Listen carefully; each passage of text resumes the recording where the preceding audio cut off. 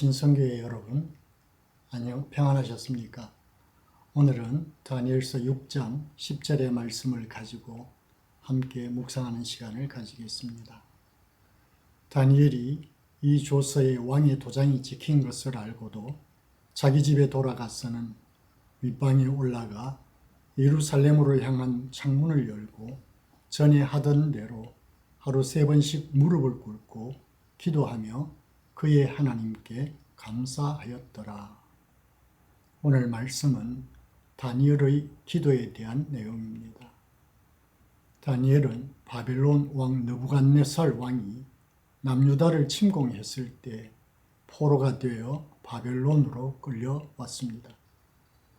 그리고 얼마 지나지 않아 바벨론 제국의 고위직의 자리까지 올랐을 뿐만 아니라 세월이 흐른 후 바벨론 제국이 무너지고 메대와 바사 제국으로 정권이 바뀐 후에도 총리의 자리에 올랐던 인물입니다.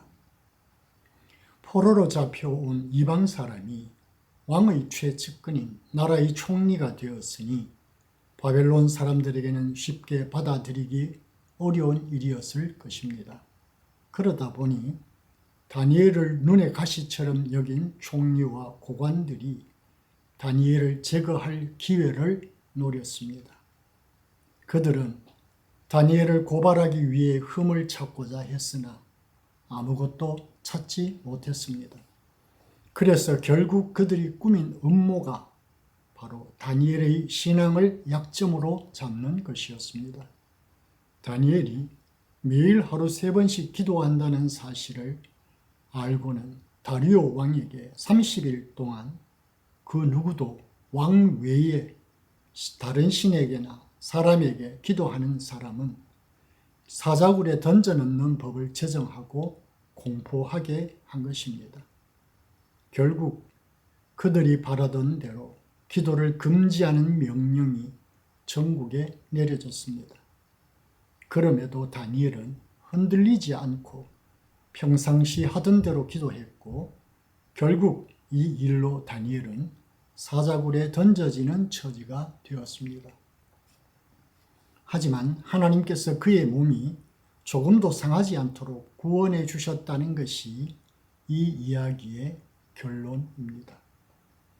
다니엘의 사자굴 이야기는 어릴 때부터 들어온 성경에서 가장 드라마틱한 내용 중 하나입니다. 그러나 오늘 이 시간 함께 살펴보려고 하는 것은 다니엘에게 있어서 기도란 무엇인가 하는 것입니다. 우리가 보기에 평상시 다니엘에게 기도하는 것은 그렇게 힘든 일이 아닌 것으로 보입니다. 물론 훈련되지 않은 사람이 하루 3번씩 매일 기도한다는 것이 결코 쉬운 일은 아닐 것입니다. 그러나 상황적인 면에서 보면 의지가 있고 마음만 먹으면 언제든지 기도할 수 있었고 다니엘은 그렇게 하루 3번씩 기도를 생활화하며 살았던 것으로 보입니다. 그런데 어느 날 기도를 금지하라는 왕의 명령이 내려졌습니다. 기도하면 꼼짝없이 사자굴에 던져져야 할 상황이 되었습니다. 이런 상황이 되면 기도는 전혀 다른 의미가 됩니다. 이제 기도는 목숨이 걸린 문제가 되었습니다. 사실 한 30일 기도하지 않는다고 무슨 일이 생기는 것은 아닐 것입니다. 충분히 그렇게 생각할 수 있습니다. 그런데 다니엘은 기도하면 사자밥이 되어 죽는다는 사실을 알면서도 기도를 멈추지 않았습니다. 즉 기도에 자신의 목숨을 걸었다는 이야기입니다. 결국 다니엘은 기도하다 죽게 될 처지에 놓이게 된 것이었습니다. 다니엘의 이 기도 사건은 오늘 우리를 당황스럽게 합니다. 평소에 기도가 이렇게 위험할 수도 있다는 생각을 해보지 못했습니다. 다니엘에게 기도는 더 이상 자신의 안전을 지켜주는 도구가 아니라 자신의 생명을 위협하는 도구가 되었습니다. 여기서 우리는 기도하는 것이 얼마나 큰 담대함이 필요한 것인지를 알 수 있습니다. 자신의 목숨과 전 실존을 걸어야 할 만큼 위험한 일이라는 것입니다. 그렇다면 기도는 그만한 가치가 있는 것인가? 다니엘은 그랬던 것 같습니다. 다니엘이 기도에 자신의 목숨을 걸었던 것을 보면 충분히 그만한 가치가 있다고 믿었던 것 같습니다. 과연 기도가 그 정도로 중요한 것인가? 30일 정도 쉬었다가 다시 하면 되지 굳이 이렇게까지 위험을 초래하며 목숨을 걸고 기도해야 하는 것일까? 그런데 성경이 다니엘을 통해 기도는 목숨을 걸 만한 가치가 있는 것이라고 우리에게 말씀하고 있다는 것입니다. 우리는 다니엘을 기도의 사람이라고 말합니다. 그렇다면 다니엘이 기도의 사람이라고 한 이유가 무엇이겠습니까? 본문을 보면 사실 다니엘의 기도 생활은 겉으로 보기에는 특별해 보이지 않습니다. 그저 조용히 자신의 집에 돌아가 늘 하던 대로 윗방 기도의 자리에 앉아 예루살렘을 향한 창을 열고 하나님께 감사의 기도를 한 것이 전부입니다. 여기서 우리는 다니엘에게서 중요한 점을 한 가지 발견합니다. 기도가 특별한 행사가 아니라 다니엘의 일상이었다는 것입니다. 오늘날 기도를 특별한 행사로 하는 경우들이 많습니다. 그러나 다니엘에게는 기도 자체가 특별한 것이었습니다. 그래서 그는 기도를 일상화했습니다.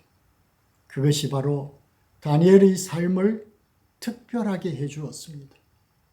다니엘에게 있어서 그의 삶이 매일 특별했던 이유는 바로 기도 때문이었습니다. 그래서 그는 기도를 멈출 수 없었던 것입니다. 여러분, 매일의 삶이 특별하고 싶다면 기도를 일상화하실 수 있기를 바랍니다. 그렇다면 다니엘의 삶이 기도로 인해 매일 특별했던 이유는 무엇입니까? 그것은 바로 그 시간, 하나님을 만나는 시간이었기 때문입니다.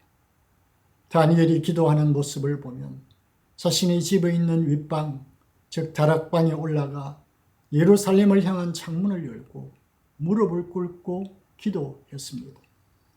예루살렘은 하나님의 성전이 있는 곳이었습니다. 이스라엘 민족에게 예루살렘 성전은 하나님이 계시는 곳이었습니다. 즉 예루살렘으로 향한 창문을 열었다는 것은 곧 하나님을 향하여 창문을 열었다는 것을 말합니다. 여기에서 기도의 깊은 의미를 발견할 수 있습니다. 기도는 바로 하나님을 향해 창을 여는 행위입니다. 다니엘은 매일매일 하나님을 향한 창을 열었던 것입니다. 그리고 그것이 바로 다니엘의 삶을 매일매일 특별하게 했던 것입니다. 오늘날 점점 기도가 멈춰진 시대가 되어가고 있습니다. 기도가 멈춰졌다는 것은 하나님을 향한 창문이 닫혔다는 것을 말합니다. 이 창문을 열어야 하나님의 빛이 우리의 심령 속으로 들어와 우리 심령을 비추고 우리 안에 있는 어둡고 음습한 기운들이 비로소 몰려 나가게 될 것입니다. 사실은 기도하지 않아도 우리의 일상이 크게 달라지는 것은 없어 보입니다. 기도하지 않는다고 당장 무슨 일이 생기는 것 같아 보이지 않습니다.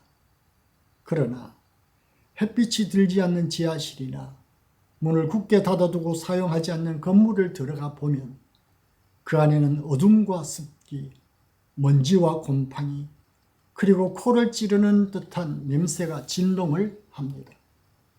우리가 하나님을 향한 기도의 창문을 굳게 닫아두고 열지 않을 때 우리의 심령, 우리의 삶 또한 그런 지하실과 다르지 않을 것입니다.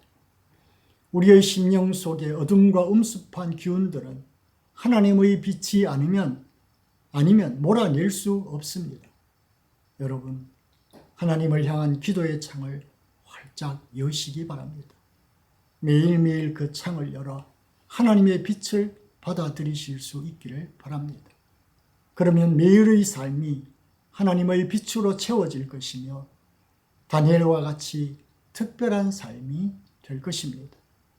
이것이 바로 다니엘의 사자굴의 위협 앞에서도 기도를 멈추지 않았던 이유입니다. 사랑하는 아신성교회 여러분, 매일매일 기도를 일상화함으로 우리를 향해 비추시는 하나님의 신령한 빛을 받아 이 시대와 역사 속에 거하는 어둡고 음습한 기운들을 몰아내고 하나님의 구원과 승리의 역사를 믿음 안에서 이루어가는 거룩한 성도의 삶이 되시기를 간절히 바랍니다.